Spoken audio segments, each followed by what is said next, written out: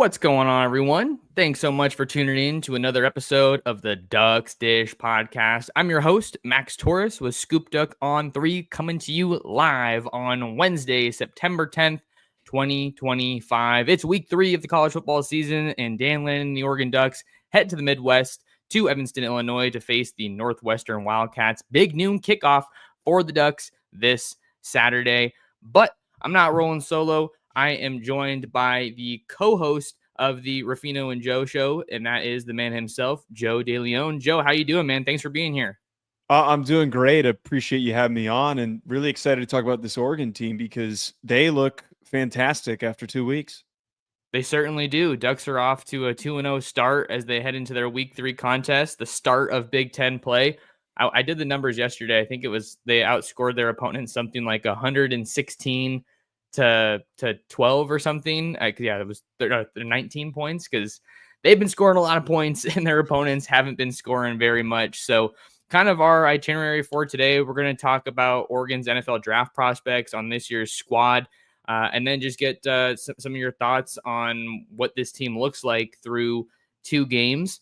So I know you do a lot of draft stuff, Joe. I was telling you that's kind of how I found you earlier through my buddy Ryan Roberts. So shout out to Ryan if he's listening or watching this.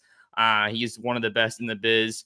Let's just first talk about, the perception of Oregon as it pertains to the NFL draft, because I think that they're certainly not in the territory, or haven't been in the territory, I should say, of like a NFLSU or something like that. They're not traditionally known as a program that just pumps out NFL draft picks every year. But under Lanning in the past couple of years here, they're really ramping things up, and they set a new program record, I believe, with 10 guys this past year. Yeah, I think that's a really interesting point to kind of lead us in with, is because like historically there have been quality draft prospects that have come from Oregon, but the rate in which they're getting turned out now is at a ridiculous level. And I think that's been the separation point for how Dan Lanning has built this team up. I think that, in the past, you have to win. Gimmicks isn't the right word, but you have to win by out scheming your opponent. And now we're starting to see that there has been this emphasis through the trenches. There have been a lot of premier 5-star guys that have come in to want to be a part of this team. I have, and my co-host Blake, we've said this a number of times. We always do our signing day reactions, and we talk about how, hey, this recruiting class is reminiscent of something that Kirby Smart would be doing at Georgia. The connection's simple because that's where Dan Lanning comes from, but it looks like an SEC type roster. We don't typically get a team that is out west that is able to recruit at this degree unless you're the likes of USC. I think that this is how Dan Lanning has started to build a really sturdy foundation, because there's all these legit premier, explosive, dominant athletes that are not only contributing as top tier starters, but are also waiting in the wings as rotational underclassmen. And I think the last part about this, there has been fantastic turnover for how they've identified guys through the transfer portal. And it shows already with this season and this upcoming class that they have of guys like Isaiah World and guys like Mekhi Hughes. You're able to target those guys really quickly and bring them in. They're highly coveted players that have gone on to become some of the bigger names in classes. And then last year, Derek Harmon's a really good example of this, where he comes in from Michigan State. He maybe isn't like the most premier name in the transfer portal, but because of his physical profile and his ability to develop under a defensive-minded guy like Dan Lanning, he ends up going on to become a first-round pick. So the ability to identify traits and then coaching up those traits is where I think that this program is reaching a new level. Yeah, I'm glad that you mentioned the portal there, Joe, because I feel like there's this misconception that's out there on social media when it comes to the transfer portal guys. It's like, oh, Oregon's just shopping in the portal and throwing bags at these guys that are already ready-made prospects. They come in and they ball out because, of course, like they were already fantastic players. But you mentioned a guy like Derek Harmon, who maybe didn't have as much work to do as some of these other guys. Maybe Jamari Caldwell's a better example. He's getting a ton of love in the NFL with the Chargers right now. He came over from Houston as a fairly low-profile player and developed beautifully under Lanning and Tosh Lapoi's defense. And you have to, of course, give a nod to Tony Tuioti and the work that he's doing along that defensive line as well. So I do like that point with how Oregon has navigated the transfer portal, because I think like some of these other coaches that you've seen, maybe not to the degree of a Deion Sanders or a Lincoln Riley out west, just hammering the portal at the start of their tenures at their respective programs. You're seeing the Ducks just gradually kind of dial down how much they're leaning into the transfer portal, using it not to bolster the foundation of their roster, but to supplement some of those holes in the roster or places where you're maybe not quite where you want to be. What do you kind of make of the guys they have on this year's squad? Maybe not just the transfer portal, but Mhm. looking at some of those NFL draft prospects that could be making noise in the coming years. Well, I think that the two guys to like kind of try to focus on players that were recruited and developed on this current team. The two guys that have my attention the most are Kenyon Sadiq and Mateo Uiagalelei on opposite sides of the ball.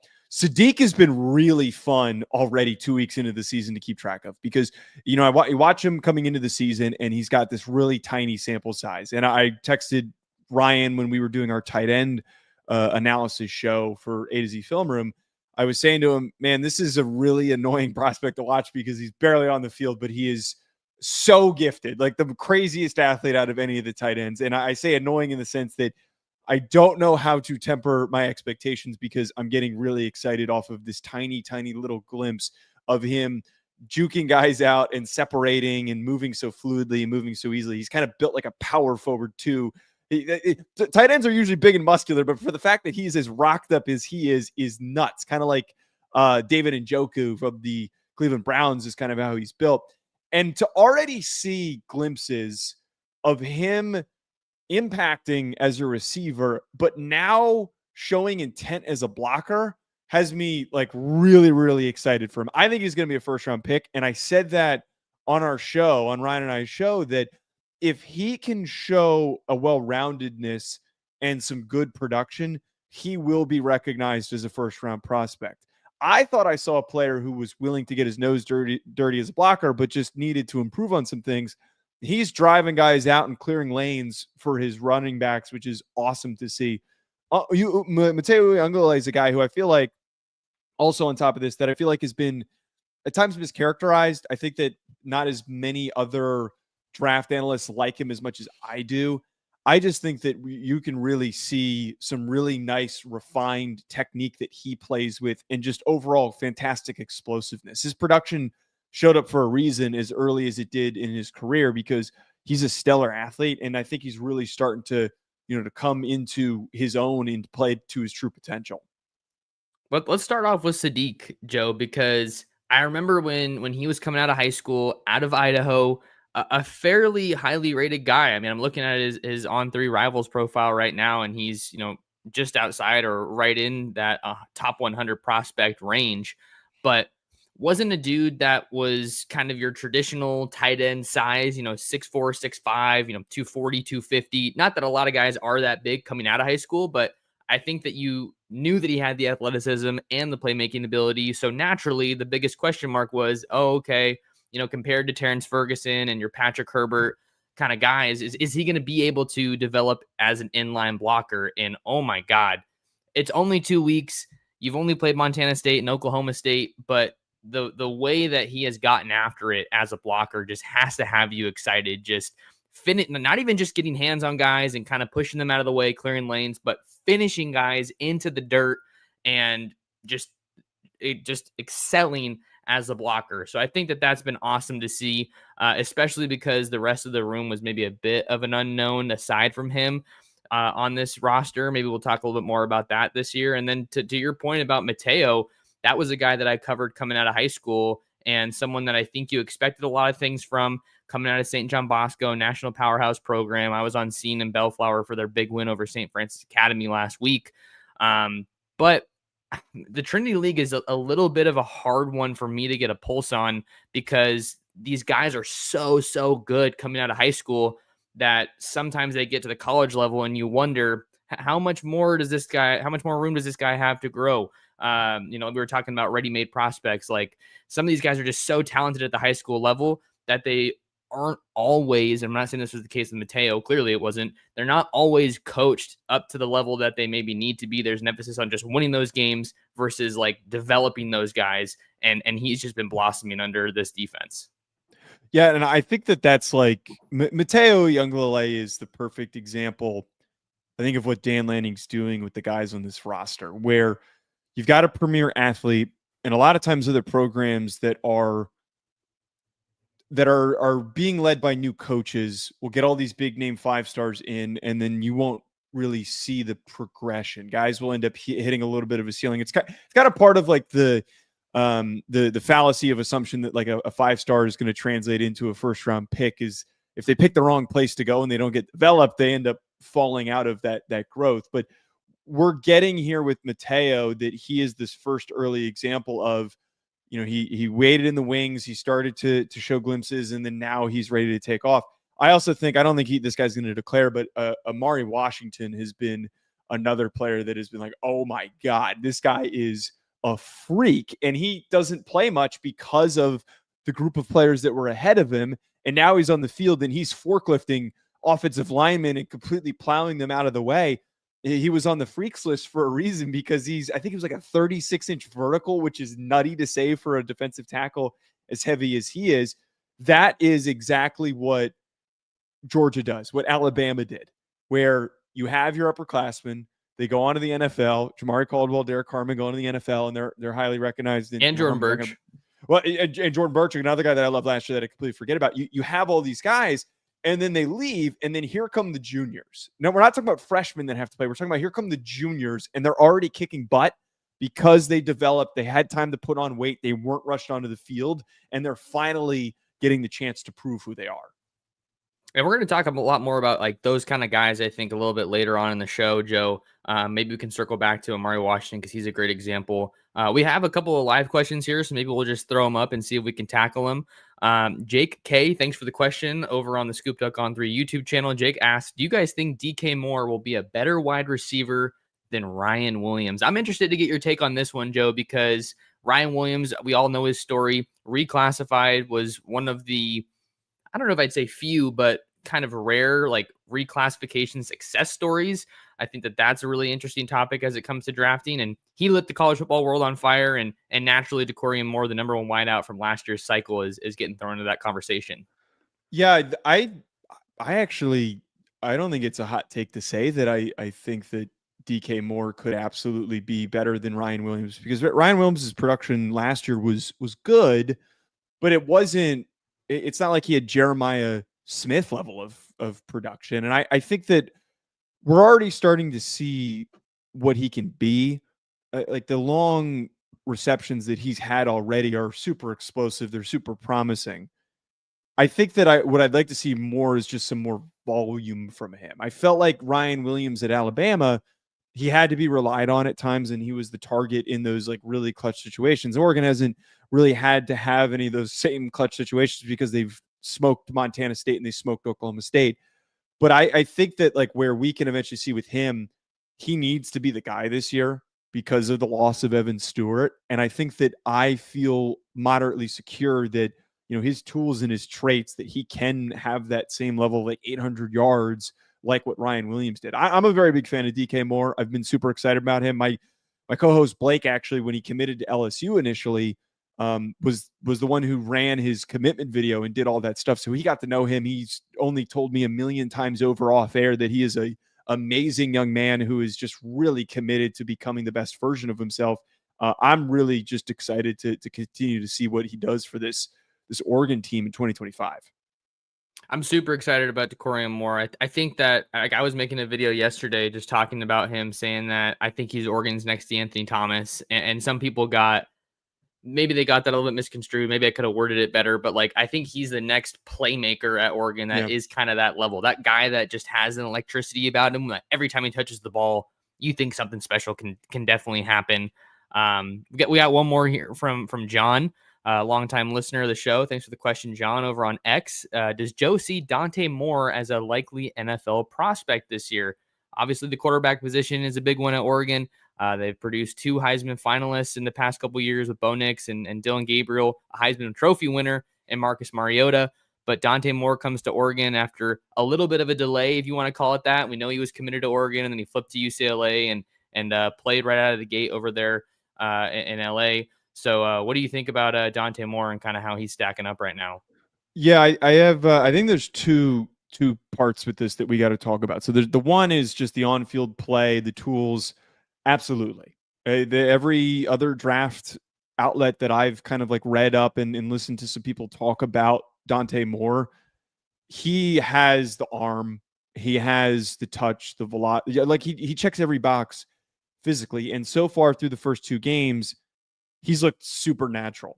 I want to see how he's going to do when he starts to see those early tests. So, like when he has to go to Penn State, does that translate early on going up against that defense? And I think that if it does, and he's still showing like this tremendous accuracy and the ability to layer his throws and the decisiveness is what's really refreshing for him. That stuff is enough for him to be a first rounder. I don't think that there's going to be really much of a debate on if he has just the traits that we look for in projecting a guy. And he's always kind of been on that radar. But the second layer of this, I don't think he's going to declare. I just think that this is off of no sourcing or anything that like, I think that there's an indication that he won't. But if we look at his deliberate decision-making of how he's handled his career, he goes to UCLA because he's trying to get on the field early. He gets on the field early. He has some bright spots, and then he has some really low lows, and he decides to leave and go to Oregon. And instead of going somewhere that was desperate to get a sophomore starter and to throw him out there, he picks a program that very obviously, clearly was not going to play him. That has to be, and the one thing that's been talked about here with Dante Moore is that you're doing that so that you can develop, so that you can be patient, you can take a step back, you can learn from Dylan Gabriel, and you can progress and become a better prospect. I think that if you're making that and approaching it that way, it just doesn't make a lot of sense for me to him only start 1 year and then to dip. I also think, and if he's got the right people in his corner, which again, the decision-making kind of shows that he might have the right people in his corner that are advising him through this. The recurring theme that now needs to be aggressively emphasized for quarterback prospects is the guys that are experienced are the ones that end up performing the best. Jaden Daniels, we have Bo Nix stepping up and playing the way that he did. Michael Penix showing some promising signs. Justin Herbert's Maybe another Nussmeier example. this year. Right. Nuss is somebody who fits that description, but like Justin Herbert's like another example too, where he stuck around and then he does so well. The guys that are declaring too early are the ones who keep getting bailed on way too quickly. So I think that if he's smart, just come back, go for another year, and he could potentially be the first overall pick in 2027 if everything goes according to plan.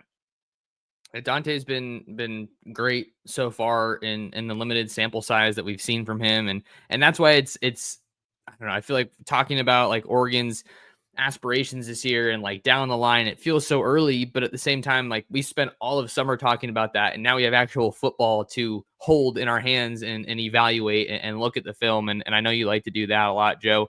We'll talk a little bit more about Oregon's 2025 team in just a second, right after this. Duck fans, are you going to an Oregon game this season? If you are, the Oakway Lifestyle Center at the corner of Oakway and Coburg is the destination for Duck fans. Whatever you're looking for, they've got it all. Get a bite to eat at Sun River Brewing or PF Chang's. Check out shops like Lululemon or Nordstrom Rack. Need a place to stay? Book your lodging at the Hyatt Place at Oakway Center and visit their rooftop bar. The Oakway Lifestyle Center is walking distance from Autzen Stadium, has something for everybody, and is a great post-game place to celebrate another Duck victory. Max Torres of Scoop Duck on 3 here with you on a Wednesday morning, September the 10th, joined by Joe DeLeone of the Ruffino and Joe Show. Been great having you on, Joe. Love the insight. And it's been great to get some of these questions and comments from folks in the live chat. We'll try to get to some more of them if we can today. Maybe this is a good question to shift to, Joe, from Douglas here about Oregon the rest of the way, and maybe even looking down the line a little bit in the Dan Lanning era. Douglas's question, Joe, are the Ducks winning the Natty in the next 2 years? I think that this is a very plausible and also non-controversial thing to say that I believe that they can. I think that if you look at the teams that have built the best foundations, Oregon is within the top, at least in the top 7. I just with off the top of my head. As I talked about earlier, and as we've talked about here, they are building through the trenches. They have effectively put together stellar offensive lines. They have put together elite deep defensive lines, and they're winning in the transfer portal of not overemphasizing it and finding the right guys to step up where they might have needs. I think that Dan Lanning, most importantly, he's the type of guy that is just really, really rounding out this team to a level where I think that it's possible. I don't know if it's this year. I feel like I've been a lot higher on Oregon this year than most people, because I think it was just like a foregone conclusion with those 10 guys that go to the NFL that they were going to take a step back. I think that there's a real chance that they could win the Big Ten again this season with the squad that they've already got out there. But I think next year, if Dante Moore comes back and Decorian Moore steps up, and if Evan Stewart comes back, and that whole, this core of guys that we're talking about here today being seniors, if they decide to return, next year would probably be the legit year that I'd say, okay, this Oregon team can do it. But this year's not out of the question. I think that there's been so much talent already displayed in these first 2 games. Again, I don't think it's a hot take, but yeah, I think next 3 years, winning a national title is on the table. It should be on the table, and I don't think people should be quick to punt on this year just yet. It did feel kind of natural, Joe, like you talked about, to maybe think that Oregon would take a step back because of all that they lost. Yeah. But I think they might have had like this like slight advantage with the Dante Moore situation because he sat behind Gabriel for a year. We're already seeing he has a really good grasp of that offense. I love the way he moves in the pocket, his poise, which is why I'm confident that he'll be able to show that growth in the spotlight in a game like Penn State or in a game like Wisconsin or out there in Iowa for the first time. Those are games that I'm really excited to see. But the way that they've been constructed in the trenches, like you mentioned, with a guy like Amari Washington, who looks like he's got all the makings of a Derek Harmon caliber player, first round pick for the Ducks on the Steelers now.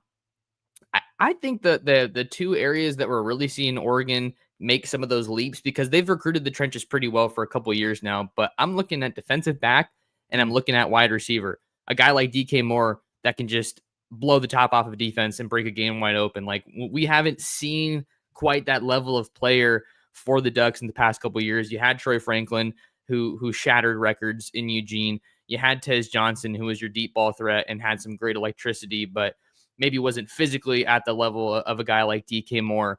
And the secondary, man, I'm so excited about the secondary because Chris Hampton and Rashad Wadood have been recruiting the hell out of that position.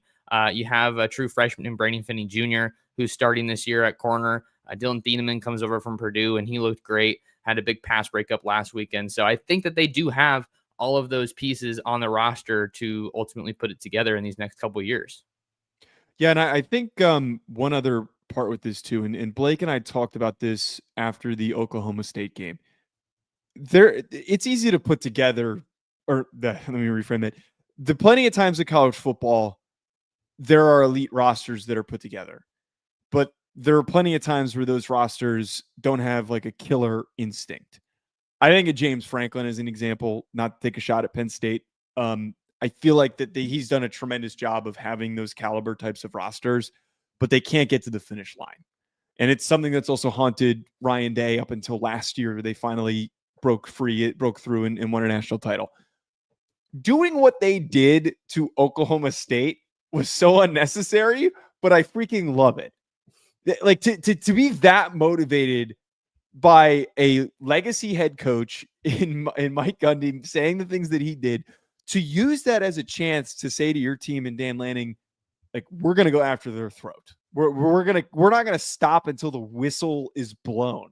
It was not necessary, but it is in terms of like establishing the culture of, we're not just a good team that's going to develop you and you're going to go to the NFL. No, we're here for blood. We're out here. This is a brutal sport where you shouldn't be letting up at any moment. And I think that instinct to me is the sign of, not only are they gifted, not only do they have the best athletes, some of the best athletes in the country, but this squad's motivated, and they're motivated by success, so much so that they will gladly embarrass another Power 4 team. I'm gonna see if I can pull up this quick clip from the documentary, The Ducks versus Them. I don't know if it's going to work quite as well. I think it should be there. My computer's kind of on its last legs, but we're going to try. Let me know if we can hear this, and if not, we'll just keep it rolling. Oh, I'm not hearing it. There we go. Nah,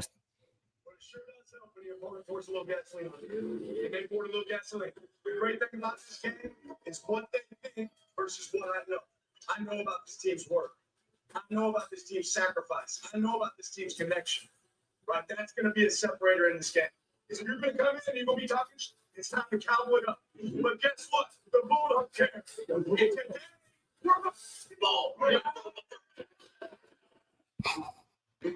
man, that was just an absolute hit from this past week. Hopefully that came through all right for folks on the audio side. I'm always trying to up the production value here on the Ducks Dish podcast. But yeah, it was pretty unnecessary. But I mean, it just shows that you don't poke the bear, and that's definitely what happened. I mean, Gundy might have one foot out the door, honestly, at this point. I mean, he was. There were clips with him taking photos with Duck fans after the game.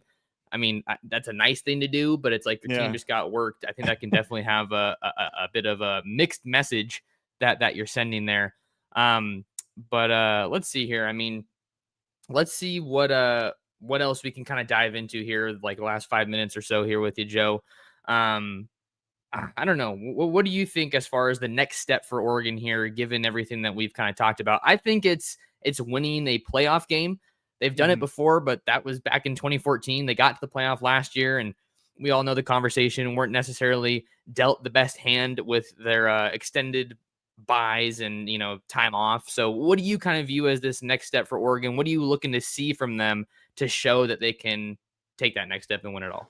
Yeah, and I think that definitely winning a playoff game is like the easy hurdle for them. And one thing that's kind of odd when we talk about Oregon, we talk about all these other programs that have to like break through and get over that hurdle. A lot of times the head coaches don't have like those signature wins that they can put, like Mario Cristobal, an Oregon former head coach, obviously, but like at Miami, he didn't really have those, those defined wins. He finally gets one against Notre Dame. And James Franklin's another example. Didn't have those defining wins, but just hoping to break through this year. Ryan Day didn't have those defining wins, but then he started to put them together last year, and then now finally wins the national title. I think that as a head coach, you need to be able to get to that point. But I think Dan Lanning's done that. The Ohio State win at home last year was that. I think maybe the further step is if you can go on the road and you can beat Penn State on the road. That to me is the type of team that is national championship ready. That is what the Kirby Smarts, the Nick Sabans, the various Ryan Days, the coaches across the country that are currently winning national titles and have won national titles that are still coaching. That's what they have. It is the hardest thing to do in the sport is to travel and then also travel across the country and win a road game. I think that to me would probably be, and we have a chance to find out this year if they're ready to do it, if they can win on the road in Happy Valley. Yeah, and a whiteout game, no less. I mean, that's the game that people have had circled on Oregon's schedule for a while now, because it's not maybe the quality of schedule that you saw last year that features as many big time games, but all you can do is line up and play those games that are put in front of you. I do think that is Lanning's signature win to date, the Ohio State win last year. And I think that they've kind of been checking some of these boxes along the way.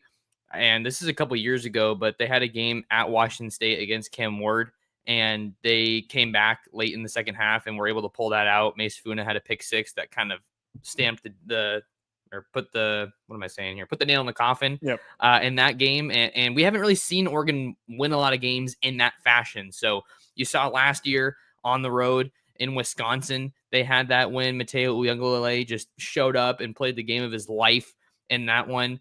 So I think they've kind of been checking those boxes and have shown that they can do that. But this is kind of that prove it year a bit with Lanning, because he's been dialing back the portal and kind of, you could say, putting his money where his mouth is as far as leaning on the guys that he recruited to Oregon and have been kind of waiting in the wings and developing. And we're seeing a lot of those second, third year guys kind of get thrust into the spotlight this year, and they've been delivering so far.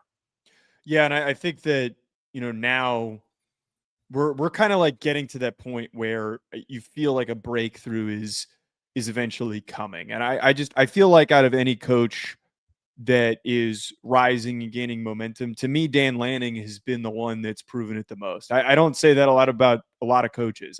It's just one of those vibe things where you can see it. You can see that he has the right mentality and he instills that on all of his players. Going to keep coming back to the Oklahoma State game is the perfect example of that. I'm just, again, very excited for what the Penn State Oregon game is going to give to us, because that to me is going to be a truly defining moment for how does the Big Ten look this year. And if Oregon could pull that one out, I'm immediately pushing towards them winning the Big Ten. I think that would certainly give you a lot of confidence that Oregon's able to pull that off. And it feels as wide open as it's ever been. Aside from Drew Aller, there really aren't that many, and Cade Klubnik, there really aren't that many top programs that return their proven QB1 and have an extensive track record with them. Joe, this 30 minutes has absolutely flown by, but before we get you out of here, just wanted to give you a chance here. What do you have going on in your space and in your neck of the woods? Just plug whatever you'd like here.